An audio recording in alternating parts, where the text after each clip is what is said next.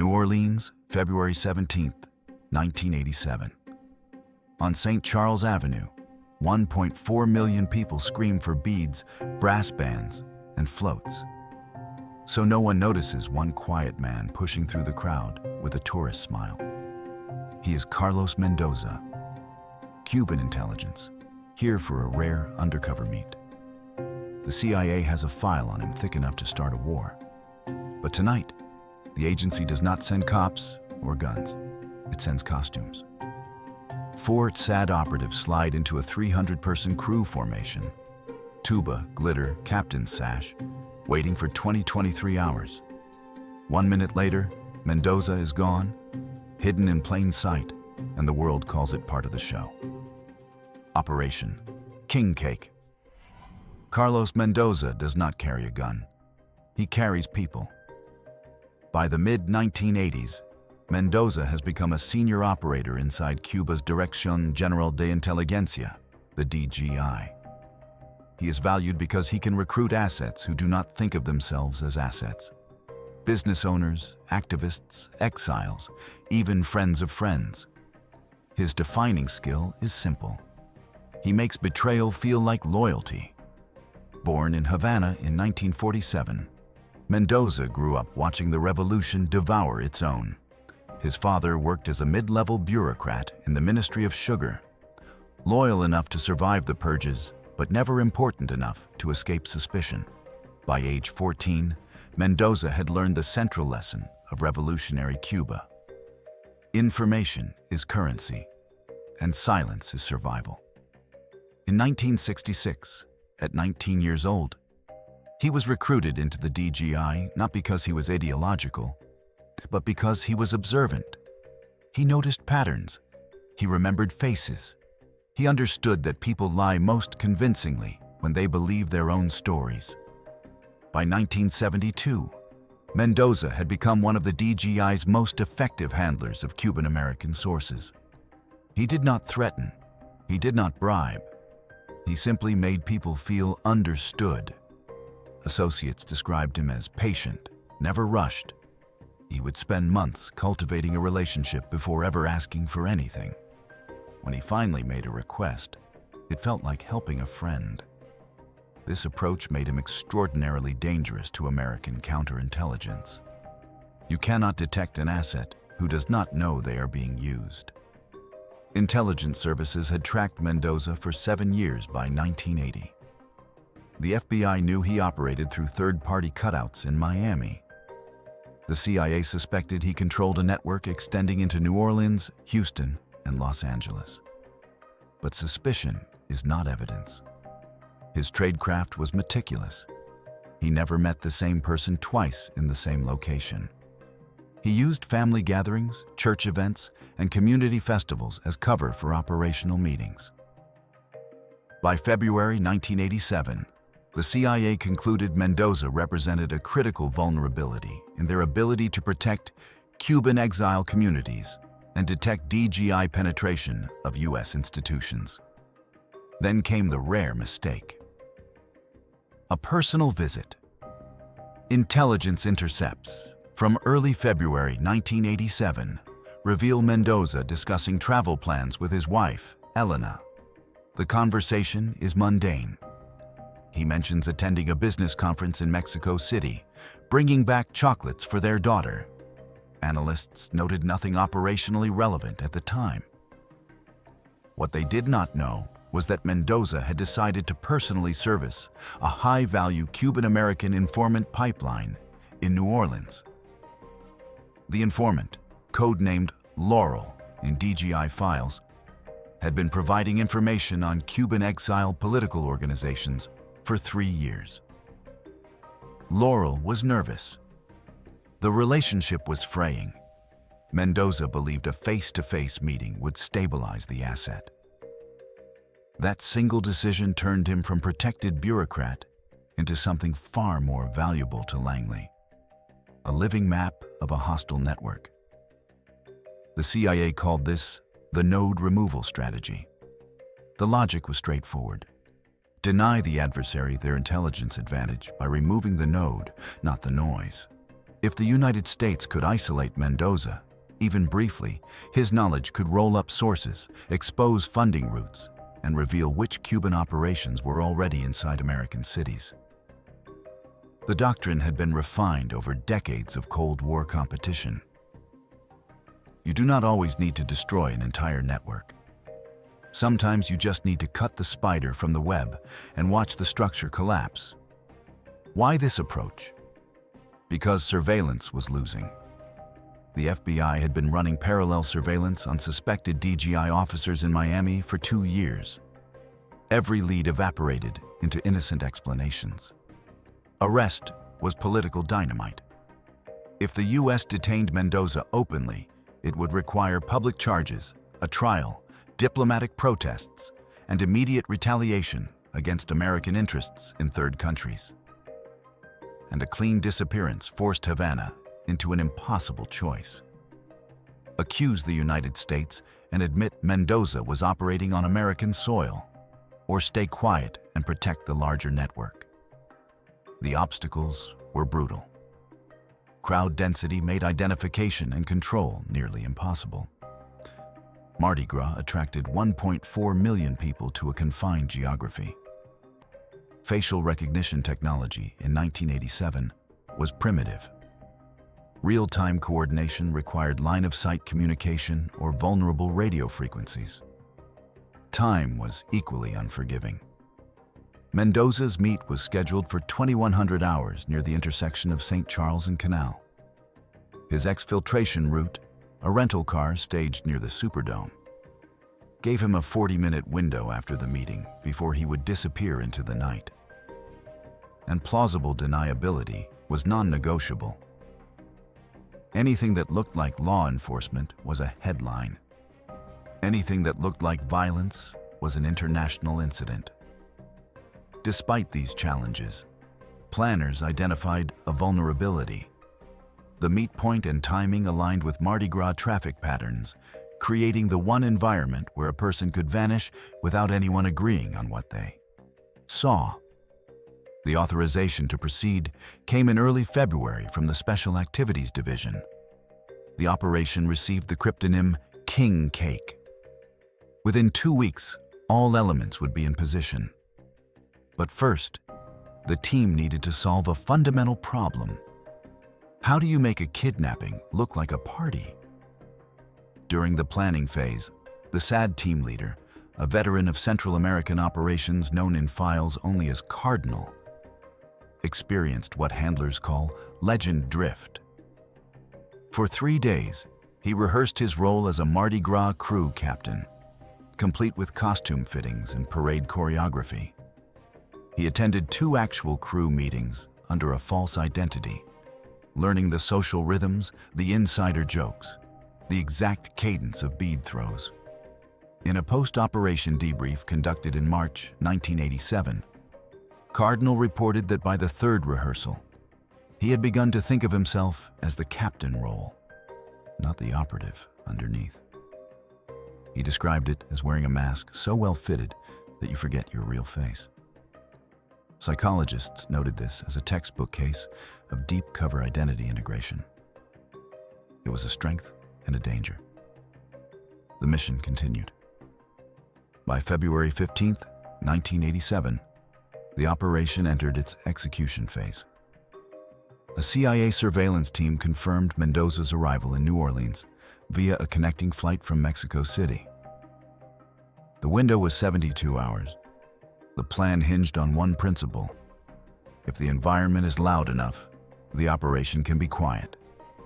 The infrastructure was built in layers, each designed to collapse cleanly if compromised. The team was structured as a 4-person capture and carry cell with a 5th element operating off-screen. A safe house driver and a short-range communications relay staged outside the parade route. Covers were built to match the visual language of Mardi Gras. 2 operatives embedded as flamboyant float performers with face paint, sequined jackets, and white gloves that concealed fingerprints. A 3rd hid behind a marching band role, tuba player, because instruments and uniforms are natural shields. No one questions a man with a horn. The fourth became a bead-throwing captain, the kind of person crowds instinctively obey when he shouts directions. Their internal call sign for the target was Mercury. The cryptonym reflected his nature: fluid, difficult to hold, toxic if mishandled. Documents were minimal but precise.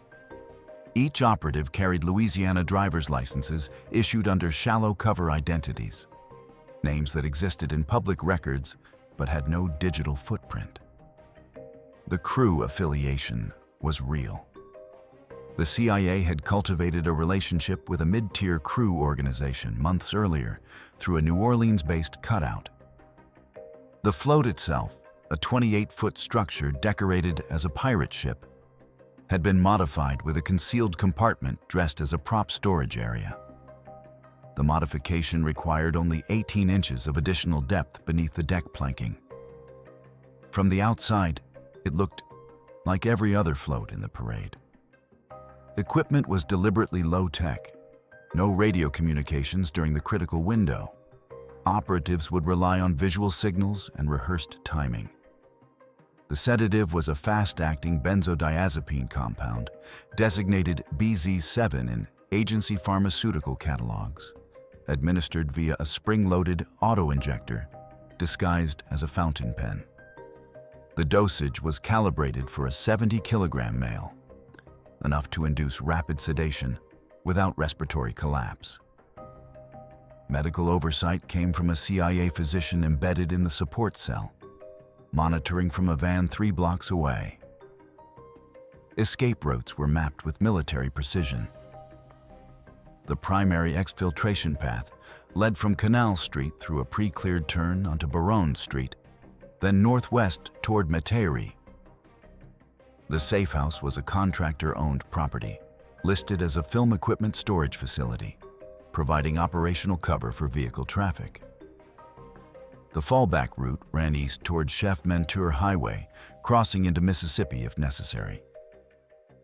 A third option involved immediate dispersal and abort, with each operative executing independent exfiltration to pre-assigned rally points in Baton Rouge. Communication systems relied on a mesh of payphone check-ins and a single high-frequency burst transmission scheduled for 2,300 hours, reporting mission success or failure to a listening post in Eglin Air Force Base, Florida.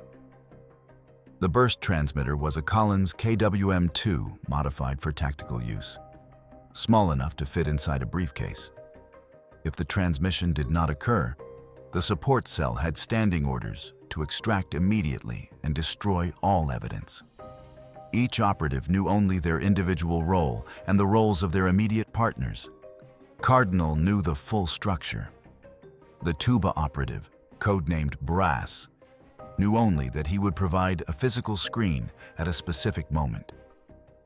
The 2 float performers, Mask 1 and Mask 2, knew only that they would assist in rapid concealment. The driver, Gate, knew only pickup coordinates and timing. This compartmentalization ensured that capture of one element would not compromise the entire operation. The planning consumed 11 days. By February 16th, all elements were positioned inside New Orleans. Cardinal had 48 hours before the parade. What Mendoza did not know was that his informant, Laurel, had been a controlled double agent since December 1986. February 17th, 1987.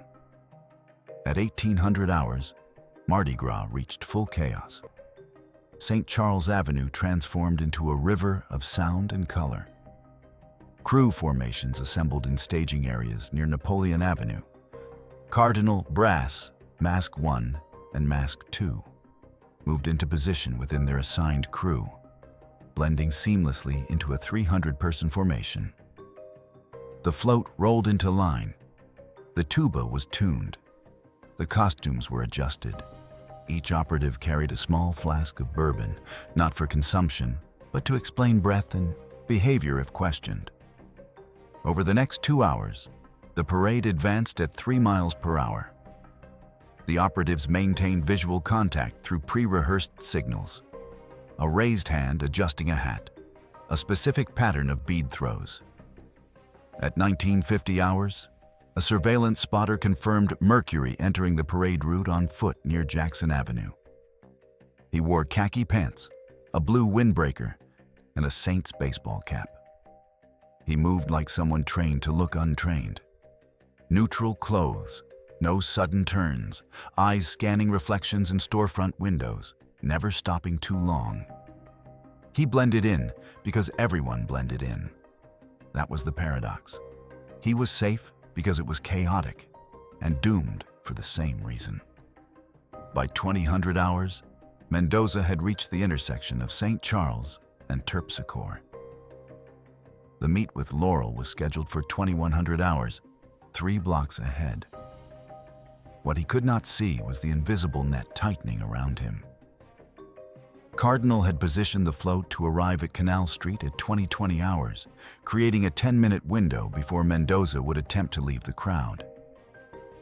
The team did not hunt him like a movie chase scene. They let him arrive. The parade's rhythm became a timing device. Band sections created predictable noise spikes, float gaps provided brief visual cover, and crowd surges offered opportunities for contact without suspicion. At 2010 hours, a near failure occurred. A crowd swell caused by a competing float throwing premium beads shifted Mendoza several yards off his predicted line. He ended up on the opposite side of the street, closer to the neutral ground, reducing the captured team's ability to maneuver. A second complication emerged. An unexpected street closure at St. Charles and Common forced the parade to compress, pinching the route and threatening to trap the float in stationary traffic. Cardinal adapted instantly. He signaled Brass to shift position 30 feet forward, creating a new interception geometry. Mask 1 and Mask 2 adjusted their throw pattern, using beads to subtly guide crowd flow back toward the center lane. The calculations were brutal. If Mendoza crossed Canal Street before 2020 hours, the window closed. If the float stalled, police traffic control would intervene. The margin was less than 3 minutes. At 2018 hours, Mendoza crossed into the thickest compression point near Canal Street, exactly where the float would pass. The window opened. At 2020 hours, Cardinal moved to the edge of the float, positioning himself to create a micro-lane in the crowd. It was not force. It was social engineering. He shouted over the noise, "Make way! King coming through!" Crowds parted reflexively. Mardi Gras teaches obedience to anyone in costume with authority. At 2022 hours, the marching band's volume spiked, a planned escalation timed to a specific musical cue. The sound masked any sharp noise, any sudden movement, any cry for help that might follow. The team's rule was absolute. No visible struggle, no chase, no scene. 20-23 hours. Cardinal made contact first, not with Mendoza's body, but with the crowd's attention. He threw a massive handful of premium beads high into the air, redirecting eyes upward. Mask 1 and Mask 2 closed in from both sides, turning Mendoza into the center of a moving picture no one could frame clearly. Brass stepped in behind the tuba's bell, creating a blind spot. In 3 seconds, Mendoza found himself surrounded by smiling faces, loud music, and hands guiding him toward the float.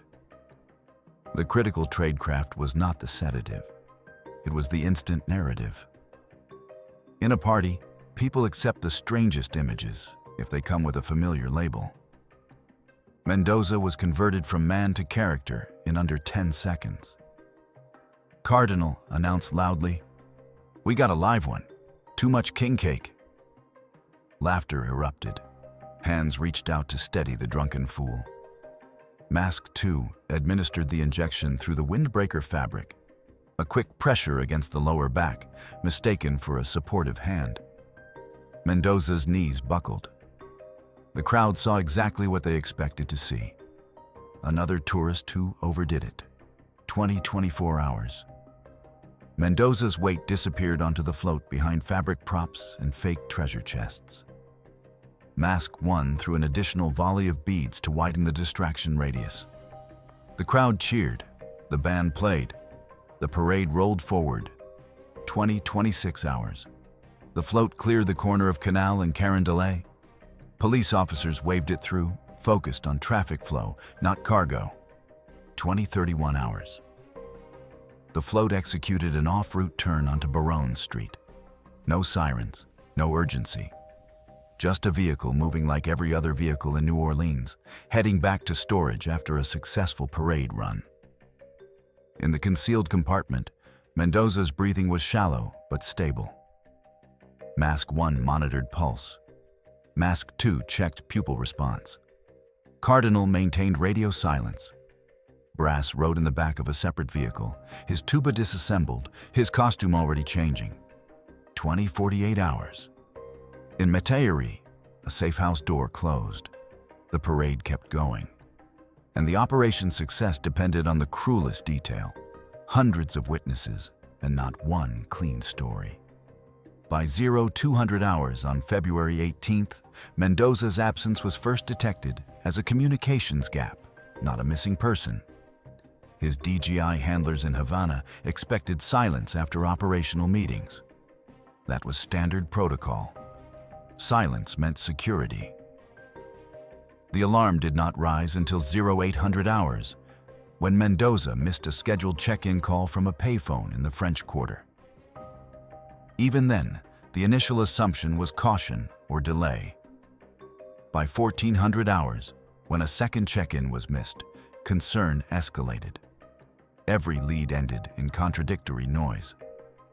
Laurel, the double agent, reported that Mendoza never arrived at the meeting.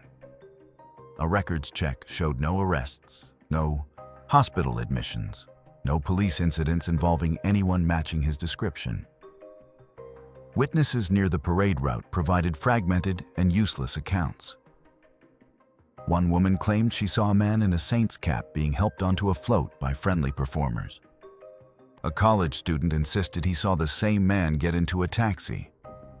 A bartender remembered someone matching the description drinking alone at Molly's on Decatur at midnight, hours after Mendoza had already been secured in Metairie. The story fractured into rumors. He left early. He got arrested. He got drunk. He never existed. Officially, there was nothing to respond to.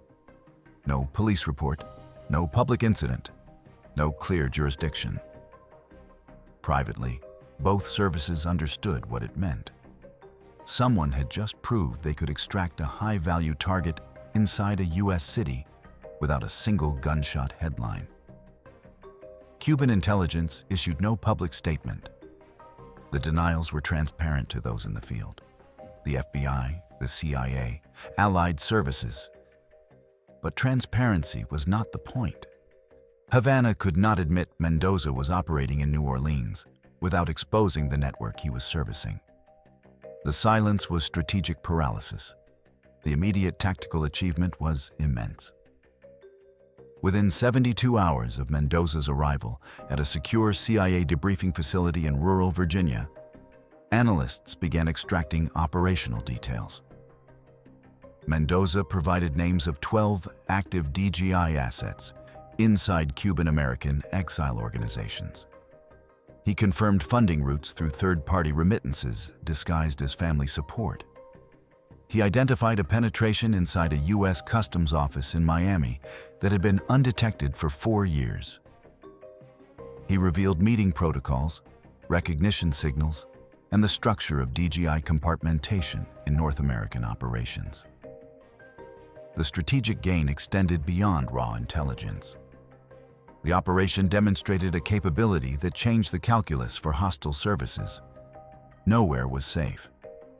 If the CIA could execute a precision abduction inside a U.S. city during the largest public celebration of the year, then no officer could assume protection based on location alone. The psychological impact rippled through every intelligence service that tracked the operation's aftermath. But the costs accumulated quickly. Relations with Cuba, already hostile, entered a deeper freeze. Though no official acknowledgement occurred, Cuban diplomatic channels began a quiet campaign of retaliation. American diplomats in third countries faced increased surveillance. Cuban-American community leaders reported intimidation attempts. The FBI documented a spike in suspected DGI activities targeting exile organizations, not to gather intelligence, but to sow paranoia and distrust. The operation revealed a tradecraft vulnerability that American adversaries immediately exploited. Within 6 months, the KGB and other hostile services implemented new protocols for officers operating in permissive environments. The assumption of safety in open Western cities evaporated. Operatives now traveled in pairs, varied patterns aggressively, and avoided large public gatherings. This made American surveillance more difficult. It made future captures more dangerous. For Carlos Mendoza, the consequences were irreversible. Intercepted communications from late February 1987 reveal his wife Elena speaking with relatives, asking if anyone had heard from him. She filed a missing person report with Mexican authorities, listing Mexico City as his last known location. The report went nowhere. By March, she stopped asking. Mendoza's daughter, 12 years old at the time, later told a family friend that her mother never spoke his name again. Intelligence analysts noted nothing operationally relevant, but the human cost was documented in silence. American intelligence leadership inherited a moral debt. Every future operation now lived under the shadow of this one. The CIA's assessment was that the intelligence gained from Mendoza outweighed the diplomatic costs and operational blowback. Whether this proved correct would become clear over the following decade, as DGI operations became simultaneously more cautious and more sophisticated. Havana tightened tradecraft, purged suspected leaks, and became more paranoid. Networks were restructured with deeper compartmentation. Communication protocols became more elaborate and harder to penetrate. In a twisted way, King Cake made Cuban intelligence stronger by forcing it to confront its vulnerabilities. The lesson spread quietly through intelligence culture on both sides. The most effective cover is not invisibility, it is believability. Was Carlos Mendoza a hostile intelligence operator running agents against American interests, or a mid-level bureaucrat doing his job in service to his country? Defenders of the operation argue that Mendoza represented an active threat to U.S. national security and Cuban exile communities. His networks facilitated espionage, intimidation, and political manipulation. Removing him prevented future damage and saved American lives by exposing ongoing operations. The method was precise, avoided civilian casualties, and achieved strategic objectives without public escalation. Critics argue that the operation crossed a fundamental line. An abduction was hidden inside a civilian celebration, turning a city's joy into operational camouflage, and a human being into cargo. The lack of legal process, the permanent separation from family, and the precedent it set for state-sponsored kidnapping on domestic soil represent a betrayal of the values the United States claims to defend.